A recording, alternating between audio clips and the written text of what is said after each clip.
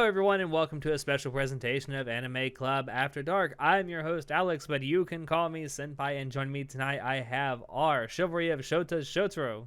You can address me as HBIC. Okay.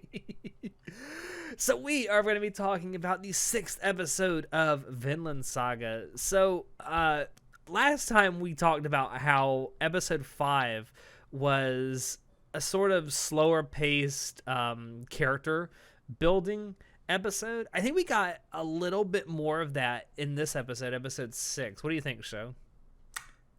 Well, it's definitely it's like, I don't know about the pacing. I don't know if it's fast or slow. I don't know. Honestly, it's hard to say. I don't know, Alex. Well, we definitely got some more character development because we get to see Thorfinn sort of grow up, so to speak. We get to see him become older, obviously. His hair is starting to grow out, and he is becoming more of a man. We also get to see what's happening with the political situation between Denmark and England in this episode. So it definitely anchors the show around an actual historical event.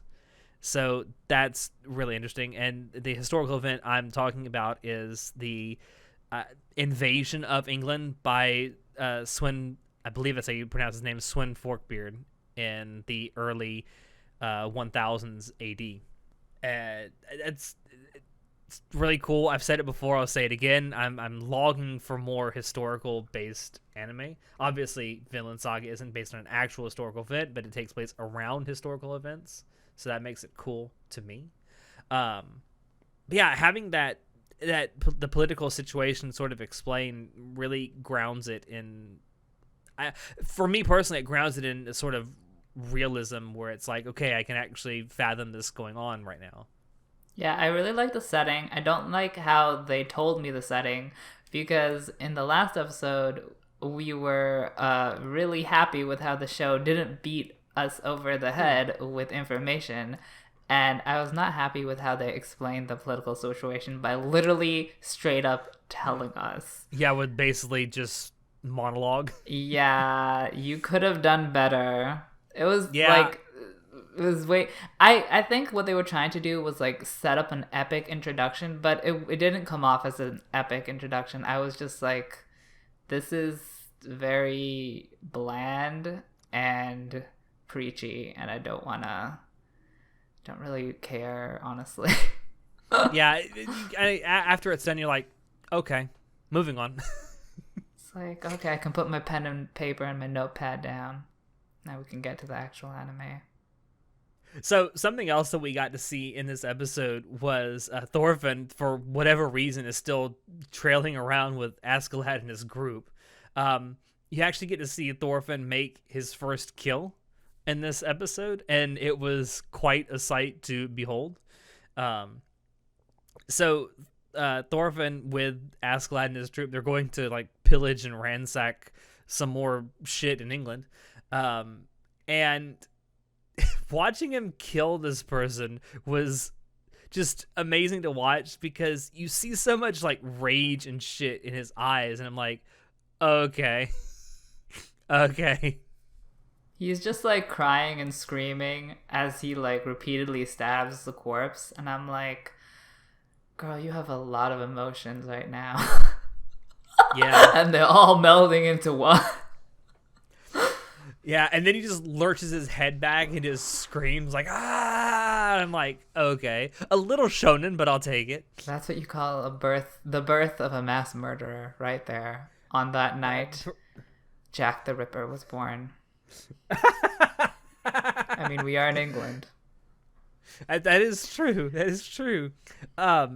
Also, we mentioned it last time, but I gotta bring this back up again. The OST, having these really melancholic piano or just single instrument melodies playing over the action that's going on. We got this with like a really somber feminine voice singing over this, and I'm like, wow, what a contrast. Yeah, it really set the mood for the sadness in Thorfinn's life. Yeah. And then, of course, following this, we get like this little montage scene of Thorfinn participating in just a slew of different battles. And as he's going through it, he's kind of getting older and older and older. His hairstyle is changing. His voice ends up dropping. He is essentially becoming a badass. You get to see him stab a guy in the neck. He backstabs some guy in the back of his neck. He throws a dagger into the neck of some guy who's attacking Askeladd. He aims for the neck a lot. Girl, he's a fucking ninja. I love it. Basically. Then you see him facing off against two guys. He gets pinned down, and then instead of actually reaching for his own weapon, he takes the dagger out of the guy's scabbard and stabs him with his own weapon through the face. Which I really like as the reason why he dual wields daggers, because they organically explained it. Do more of this kind of thing instead of the narration at the beginning of the episode, please. Yeah, I agree. It works way better than just monologuing narration. I completely agree. But yeah, watching him become a badass was really, really cool. And we see him just hang around with Askeladd and his group, and he's not making any moves against him, at least not outwardly. Currently, Remember, and children, Askeladd just seems consent is important. Because well, he needs Askeladd's consent before he can kill him. Yeah, well, Askeladd seems to have no problem with this person who has outwardly stated that he wants to kill him being around. And I'm like, okay, sure, I don't see any way this could go wrong for you in the future. That's because Askeladd is crazy, but also smart. And when you combine those two together, you get... Crazy smart. Sure. So one of the things that Thorfinn is tasked with doing by Askeladd is going out and scouting a landing site, which is a village that they want to go and attack, and making it to where they can land safely and basically pillage the village. So they send him ahead to see what kind of defenses the place has and to see how easily they can take it over. And one of the people, and, I'm trying to think of how to say this.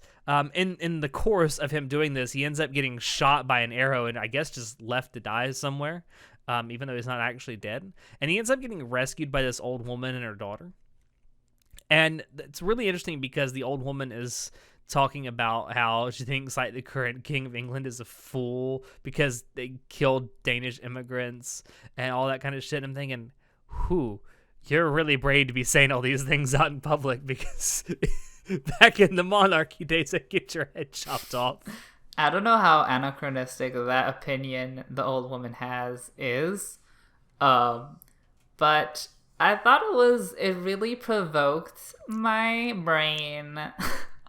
And I'm like, well, what if they didn't kill the Danish immigrants? Could they have learned to coexist and create a beautiful harmonic relationship? Who knows? Probably not. I'm gonna say, wow. I'm gonna have a big old X You're down so on that one. pessimistic. All you think about is war and death. What about cooperation? What about teamwork makes the dream work, Alex? That was cringy. Because then you have no fucking story. No, I meant in real life. Oh, well, wouldn't the world be great if it worked like that? Wow. Okay, you can quote that from Alex. 2019 quotes of the year. I mean, it would be great, but it doesn't. But no, all you need is a Christian heart, Alex, and you can heal the world.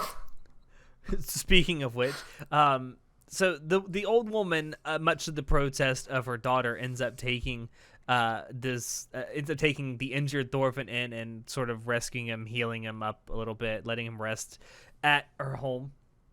And she goes on to explain that, she's explaining it to her daughter that she has these Christian principles that even though that Thorfinn may indeed be an enemy to the English, like, she's not gonna just let him leave him there to die just because he may be affiliated with the enemy.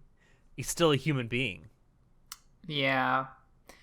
So I don't know if that's like anachronistic for or culturally correct for what a Christian English woman would actually do.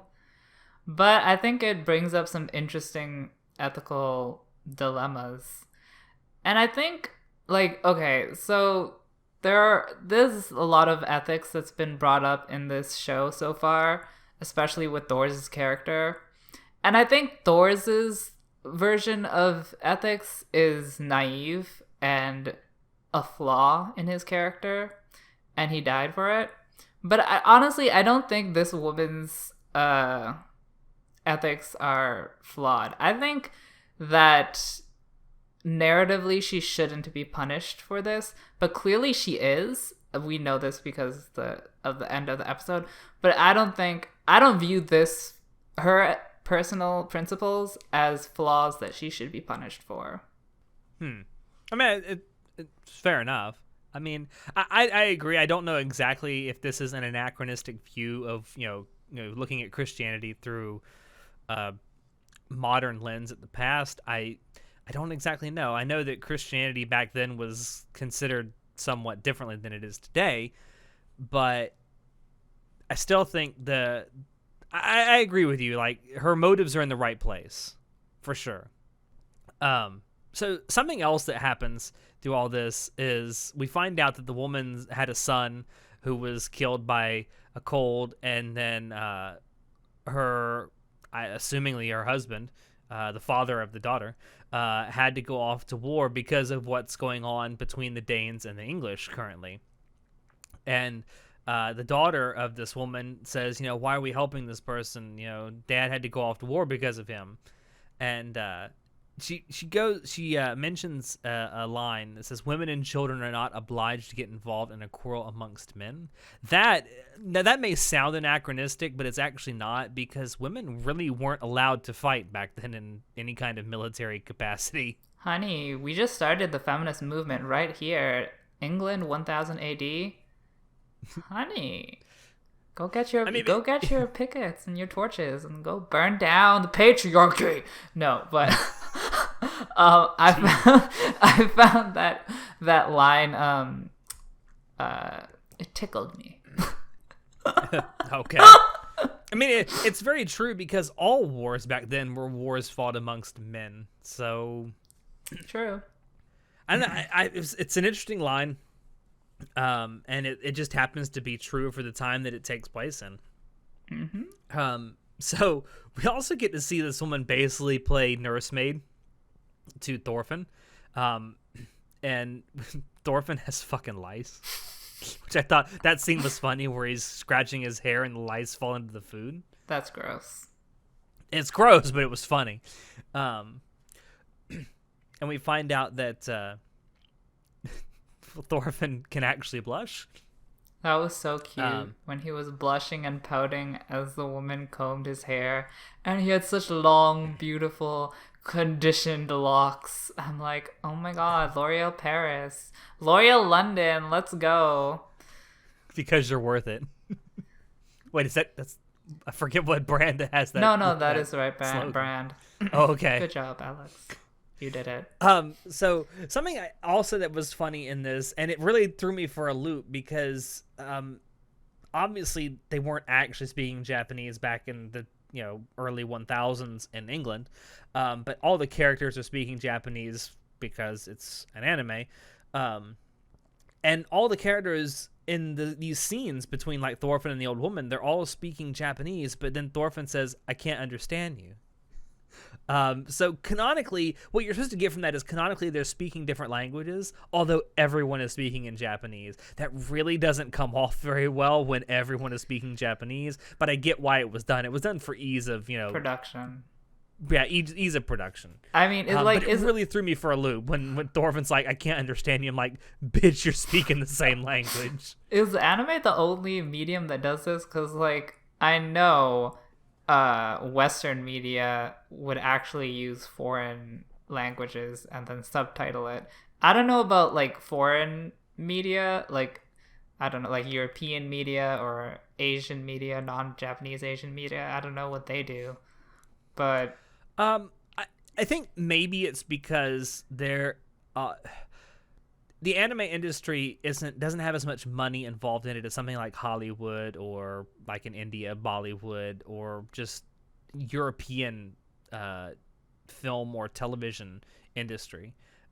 So there really isn't, and while there are some anime voice actors, some seiyuu out there who can legitimately speak English, there's not a whole lot of them, and they all speak. I won't say all. Most tend to speak English with an exaggerated accent that's very difficult to hide. I mean, So like, this isn't uncommon in anime for them to just like say they're speaking a different language, but actually just speaking Japanese. And I don't know, it's kind of like I get what you're saying, but I don't really think it's excusable. It kind of like really tears you out of the immersion, especially for a Western fan. yeah, I guess, and you're right. In Western media, in particular, they're a lot better with this. Where when you have a scene with people that are speaking different languages, at least one of them will be speaking a different language when they're supposed to be different languages spoken, Whoever dubs and then it'll be this, I don't know subtitled. what they're gonna do. And I don't want I actually accents. I don't want I it. actually think if this gets dubbed, which I'm assuming it eventually will, I wouldn't mind having the English people speaking in some kind of old English parlance. I don't think that would be necessarily a bad thing. Oh, that's a good idea. Whereas in they would have the Vikings speak in English. maybe some just basic modern English, and then they have the actual English characters speaking in some kind of like old Englishized, I don't know, dialect or something. That would be amazing. You should be an anime producer, Alex. I mean, that's what I would do if I were dubbing it, but who knows what they're actually going to do. Hell, maybe they'll actually get people to speak old English and then subtitle it. And then all the dub fans would be like, I watch this to listen, not read. Yeah, you're probably right, because they'll always bitch about something. So after getting over that, we find out that the English army is actually looking for Thorfinn. They actually know that he's alive and around somewhere, and I guess a scout, you would call him, from the English army comes up to the old woman's house looking for him, and the old woman just pretends that Thorfinn is her own son. Girl, this bitch needs Mom of the Year. Honey, she's so nice.